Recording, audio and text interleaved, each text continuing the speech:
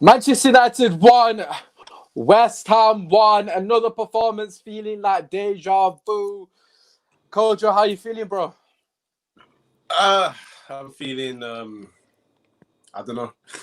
I don't know how I'm feeling because I guess It's hard to sum it up, isn't it? It's just nothing. I guess we kind of fulfilled the objective. We're sitting in the top four, but not convincingly. So, yeah.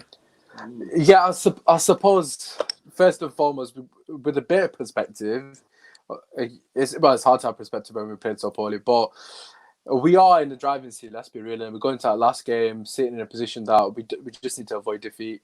But are you confident in this team, the way we're performing, to get anything from Leicester? Because let's be real, if we concede early against Leicester, they're going to kill us on the counter attack. Let's be real.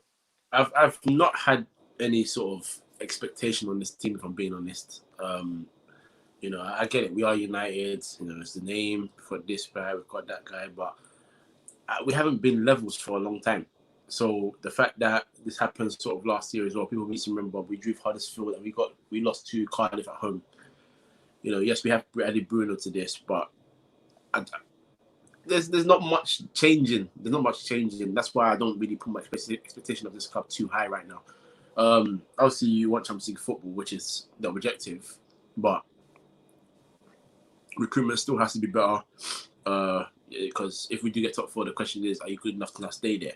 That's the whole point, you know what I mean? And I don't know if we are. I don't know if we're going to buy the right players to make sure that we are. So, but regarding recruitment,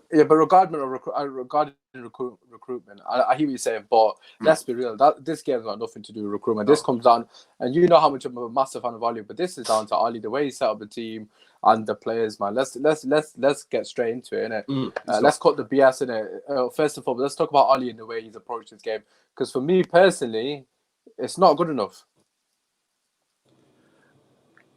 I don't know what else he could have done, which is the sad thing. Like, it's not even like allow him. Like, he only could have done this. Basically, I'm just like, you know what? You sort of do it to yourself. Not enough rest periods. The games were all smacking teams. You could have taken enough players off earlier. Rest days in training, not forcing things. Like, the FA Cup game, we really lost the game at 2-0. You started to bring on more players that needed time to rest.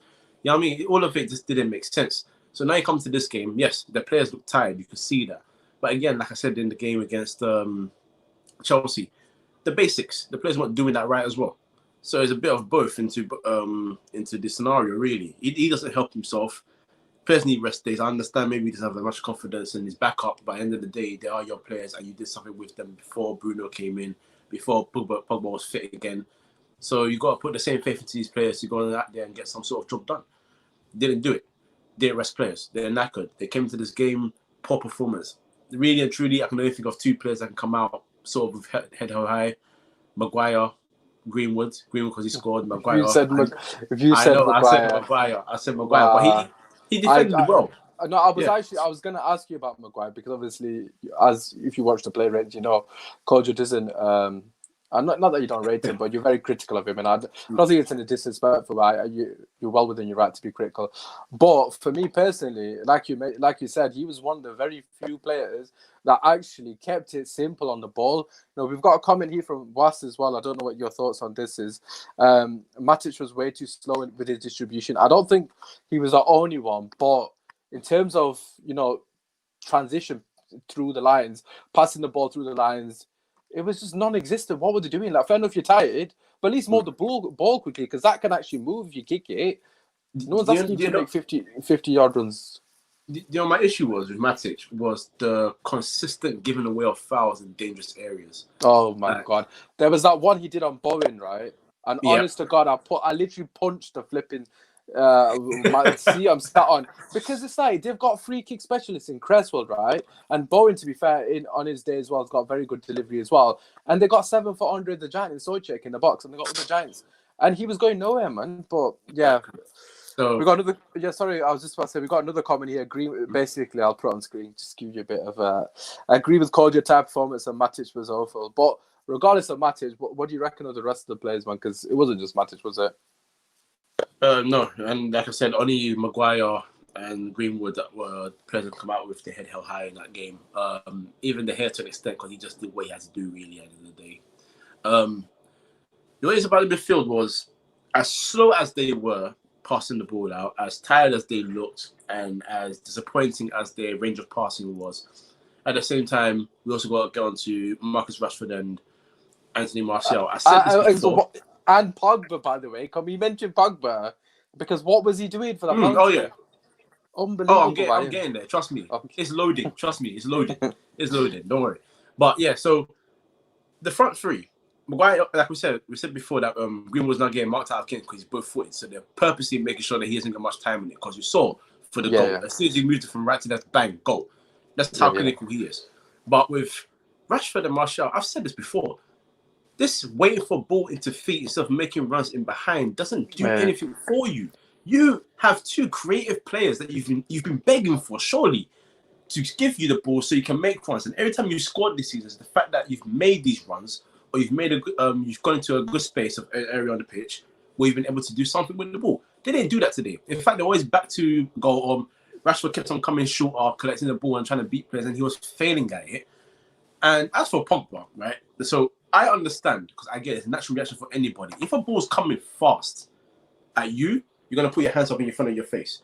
However, it's 20 yards away. It's going well wide, bro. Duck.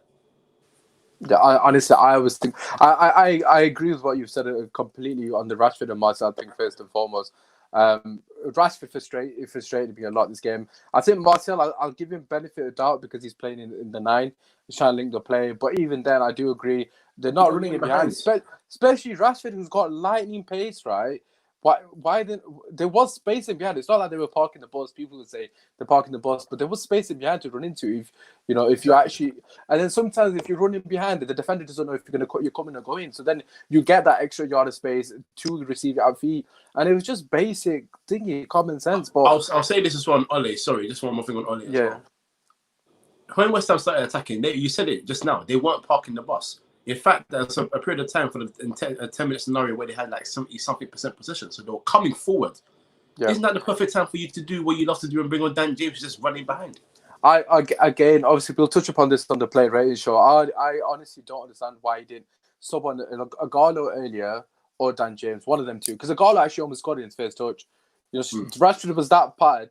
And I love Rashford to bits. He was that bad. No one could have done worse than him. You could either matched it, but yeah, obviously Rashford knows himself. But anyways, KOJO, thank you very much. Drop a like, and also as you can see by his name, that is his podcast and his Twitter handle. I believe, yeah, it is his Twitter handle. Yeah, just double checking. His links will also be in the description as well to his personal account. So make sure you show him love. And like I said, he will be back on the Player Ratings. Apart from that, we'll catch you in a few. Peace. Peace. Absolutely shocking.